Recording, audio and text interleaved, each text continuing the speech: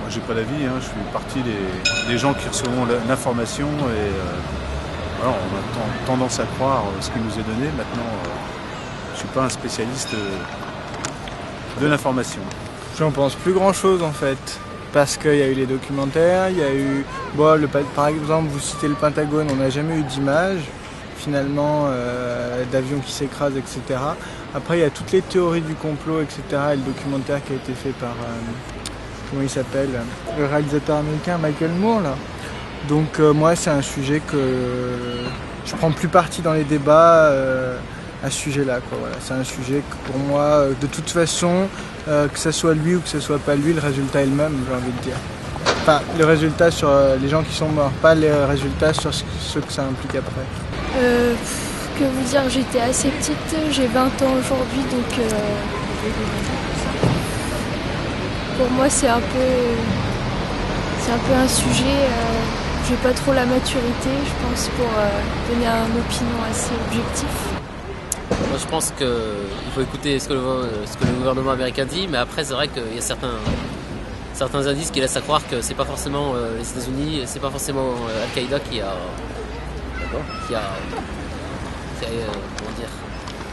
orchestré les attentats. Après ça on pourra jamais savoir parce que ça reste que une théorie.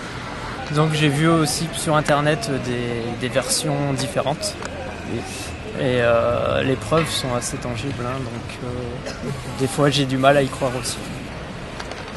J'ai aucun avis, moi je me conforte à ce qu'on nous dit officiellement.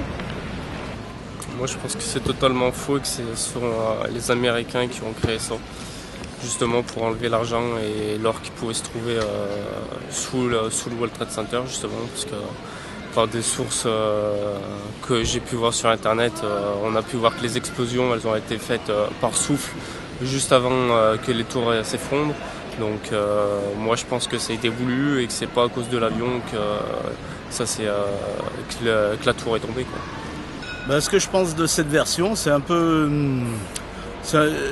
léger, parce que c'est vrai que ce qui a été dit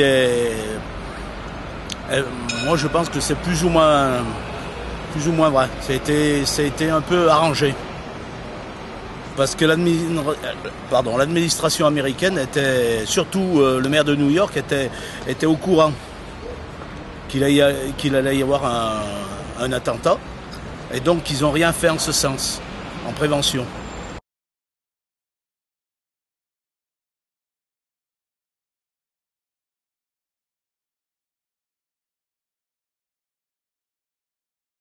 Non, je savais pas.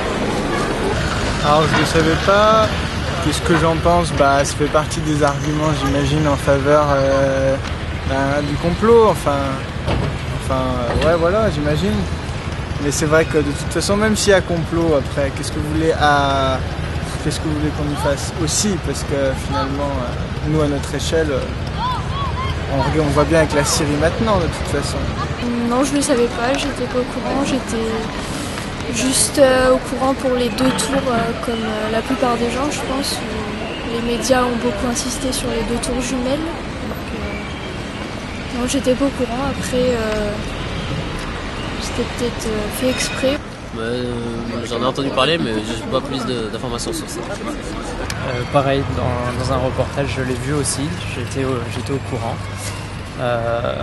Par contre, je ne sais pas si la déflagration aurait suffi ou autre chose, je ne sais pas du tout. Oui, ce qu'on nous dit, c'est que c'est un dommage collatéral. Voilà. Non, je pense, je ne le savais pas du tout, mais bon, ça revient à peu près comme le World Trade Center, donc si ça s'est passé comme ça, c'est qu'il y a eu des explosions avant qu'il y ait eu quoi que ce soit. Donc un bâtiment dans ce genre-là, surtout aux États-Unis, ça peut pas exploser comme ça. Je ne l'ai pas su tout de suite, au moment des événements, mais je l'ai su par la suite, quoi. Et ce que j'en pense, je pense, moi, qu'il a été explosé volontairement sur place.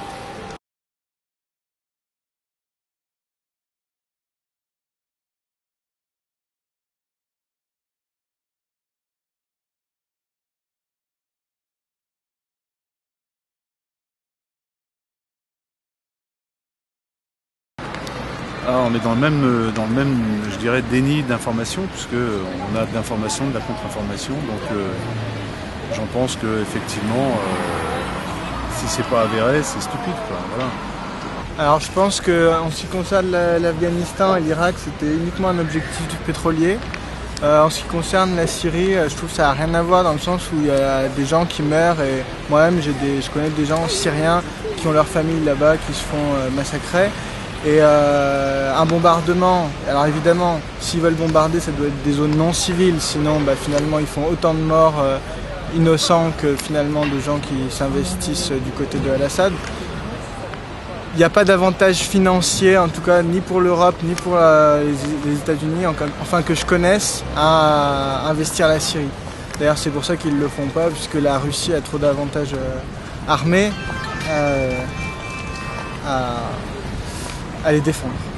Je trouverais normal que la France intervienne pour protéger les civils. Après, je ne sais pas si on est vraiment bien placé pour intervenir et qu'il n'y ait pas de conséquences après sur la France et l'Europe.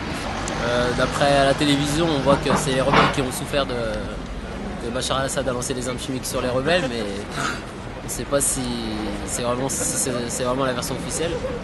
Il y en a beaucoup qui disent que c'est parce qu'ils ont plus d'intérêt à attaquer la Syrie que de sauver les Syriens. Ils ont plus des intérêts économiques.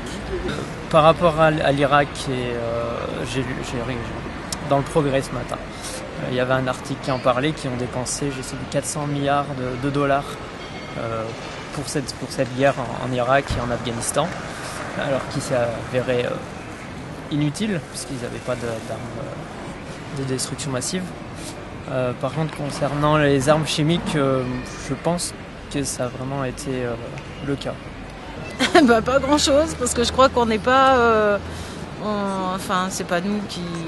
On n'est pas aux manettes, quoi, en fait. Hein. Ce sont nos dirigeants qui dirigent et c'est eux qui prennent des décisions. Et je pense qu'au niveau diplomatique, ça se joue à ce niveau-là, quoi. Et que... Moi, je pense qu'avant de faire quoi que ce soit, ils devraient se regarder eux-mêmes avant d'aller voir dans d'autres pays ce qui se passe. Puisqu'il y a certainement beaucoup de problèmes internes avant d'aller voir ce qui se passe dans d'autres pays. Donc il faut laisser les propres pays s'occuper de leurs problèmes à eux avant d'aller s'occuper des autres. Déjà, ce qui concerne la guerre en Irak, c'était un prétexte pour aller faire la guerre, justement, le bombardement des tours. Voilà. Pour toujours cautionner cette politique de l'armement à tout prix. Donc quand on a un armement militaire, voilà, il faut s'en servir, sinon il ne sert à rien. Voilà. Donc, et en Syrie, on n'a aucun élément qui le prouve. Et pourtant, déjà, les pays, la France ont décidé d'y aller. Donc moi j'estime que c'est de l'argent perdu parce qu'il y a cette pauvreté chez nous et déjà dans l'Europe entière. Donc ce qui concerne la France, on ne devrait pas s'en mêler. C'est une politique intérieure du pays. Voilà, il y a d'autres choses à faire en France. Il y a du chômage, l'inflation, les retraites qui baissent, les impôts qui augmentent et rien n'est fait. On va dépenser de l'argent à des milliers de kilomètres. Voilà. Thank you.